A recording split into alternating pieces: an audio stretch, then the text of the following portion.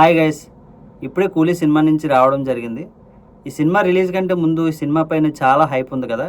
ఆ హైప్తోని మేము కూడా కూలీ సినిమాకి వెళ్ళడం జరిగింది. సినిమా చూసి వచ్చాక మా ఫీలింగ్ ఏంటంటే బాగుంది గైస్, చాలా బాగుంది. ఎస్పెషల్లీ ఫస్ట్ హాఫ్ అయితే చాలా అంటే చాలా బాగుంది.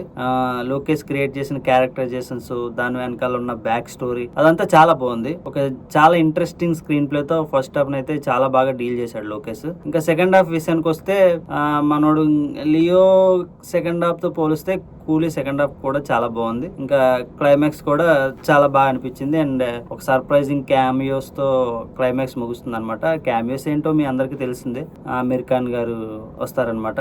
ఆయన క్యామియో కూడా చాలా బాగుంది. అయితే కూలీ స్టోరీ విషయానికి వస్తే దేవా ఇంకా సత్యరాజ్ అనే ఇద్దరు బెస్ట్ ఫ్రెండ్స్ ఉంటారు. అదే దేవాగా మన సూపర్ స్టార్ రజనీకాంత్ గారు, రాజశేఖర్ గా మన సత్యరాజ్ గారు చేశారు. అయితే వీళ్ళిద్దరూ అనుకోని కారణం వల్ల ఒక 30 సంవత్సరాల దూరంగా ఉంటారనమాట. అయితే సడన్ గా దేవాకి రాజశేఖర్ చచ్చిపోయాడనే న్యూస్ తెలుస్తుంది అనమాట. ఇంకా ప్రాణ స్నేహితుడు చనిపోయేసరికి సత్యరాజ్ గారు ఉంటున్న వైజాగ్ వచ్చి చూడడానికి వస్తారనమాట. అయితే సత్యరాజ్ గారు ఎలా చనిపోయారు, సత్యరాజ్ గారు చనిపోవడానికి కారణం ఏంటి అనేది మిగతా స్టోరీ అనమాట. ఇది ఇలా ఉంటుండగా మన సత్యరాజ్ గారిని సిమన్ చంపాడని దేవా తెలుసుకుంటాడు అనమాట. అయితే ఆ సిమన్ వల్ల సత్యరాజ్ గారి కూతురికి కూడా డేంజర్ ఉందని చెప్పి సత్యరాజ్ గారు వాళ్ళ కూతుర్ని దేవా కాపాడుతూ ఉంటాడు అనమాట. అలా ఉంటూ సిమన్ దగ్గర పనిలో జాయిన్ అవుతాడు అనమాట. అసలు రాజశేఖర్ని సిమన్ ఎందుకు చంపాడన్న విషయం తెలుసుకోవడానికి మన సిమన్ దగ్గర రజనీకాంత్ గారు పనిచేస్తారనమాట. అలా పనిచేస్తూ అసలు ఎందుకు చంపారు, వాళ్ళు చంపిన వాళ్ళు మన రజనీకాంత్ గారు రివెంజ్ తీర్చుకున్నారా లేదా అనేది స్టోరీ. కూలీ స్టోరీ అయితే కంప్లీట్ గా ఇది అనమాట. అండ్ ఇంత చిన్న సింపుల్ స్టోరీని లోకేష్ కనకరాజు చాలా చాలా అంటే చాలా బాగా డీల్ చేశాడు అనమాట. ఫస్ట్ హాఫ్ చాలా బాగుంది. సెకండ్ హాఫ్ విషయానికి వస్తే సెకండ్ హాఫ్ కూడా చాలా బాగుంది, కానీ అక్కడక్కడ కొంచెం డల్ అవుతూ ఉంటది అనమాట.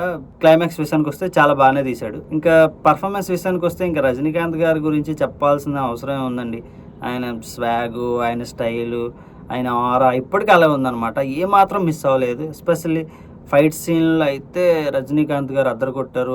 డ్యాన్స్ కూడా చాలా బాగా చేశారనమాట చిక్కుడు వైబ్ అనే సాంగ్లో. ఇంకా నెక్స్ట్ నాగార్జున గారు చాలా స్టైలిష్గా కనిపించారు. ఈ సినిమాలో డిసప్పాయింటింగ్ ఫ్యాక్టర్ ఏదైనా ఉంది అంటే నాగార్జున గారి క్యారెక్టర్కి అంత స్కోప్ లేదని అనిపించింది అనమాట. అంటే ఆయన కనిపించిన ప్రతి సీన్లోని ఆయన విలనిజం పండించడం కానీ అంతా చాలా బాగా చేశారు. బట్ ఎక్కడో ఆయన క్యారెక్టర్కి అంత న్యాయం జరగలేదని అనిపించింది. ఆయనకంటే ఇంకా సౌబిన్ అనే ఆయనే ఈ సినిమాకి మెయిన్ విలన్ ఏమో అన్నంత క్యారెక్టరైజేషన్ ఆయనకి పడింది అనమాట.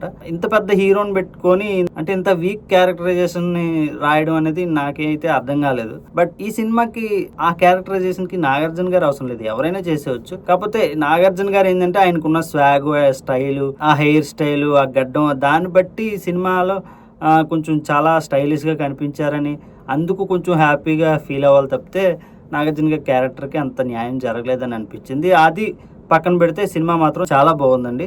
ఇంక మీరు లేట్ చేయకుండా ఒక మంచి సినిమా చూడాలి అని మీరు అనుకుంటే మాత్రం ఖచ్చితంగా మీ ఫ్యామిలీస్తో కూలీ సినిమా టికెట్లు బుక్ చేసుకొని ఖచ్చితంగా ఇప్పుడే చూసేయండి ఈ సినిమాని.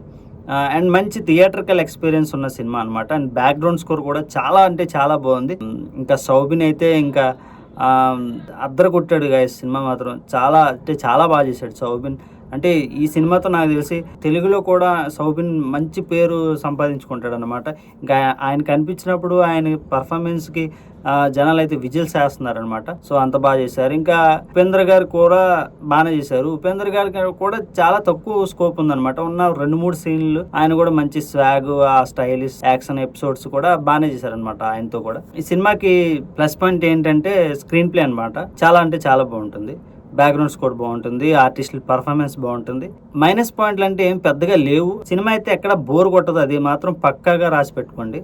విక్రమ్ మించి ఉంటుందేమో అన్న ఎక్స్పెక్టేషన్స్తో వెళ్తే మాత్రం కొంచెం డిసప్పాయింటింగ్ గానే ఉంటుంది. కానీ వితౌట్ ఎక్స్పెక్టేషన్స్ ఈ సినిమాకి వెళ్తే మాత్రం మీరు ఖచ్చితంగా సాటిస్ఫై అవుతారు, అది మాత్రం గ్యారంటీ. సో ఇది గైస్ కూలీ రివ్యూ. ఈ రివ్యూ కానీ మీకు నచ్చినట్లయితే లైక్ చేయండి, షేర్ చేయండి, సబ్స్క్రైబ్ చేయండి. అండ్ మరిన్ని మూవీ ముచ్చట్ల కోసం, మూవీ రివ్యూల కోసం ఇప్పుడే సబ్స్క్రైబ్ చేసుకోండి పాజ్మా టాక్స్ని. పాజ్మా అంటే పాజిటివ్ సినిమా.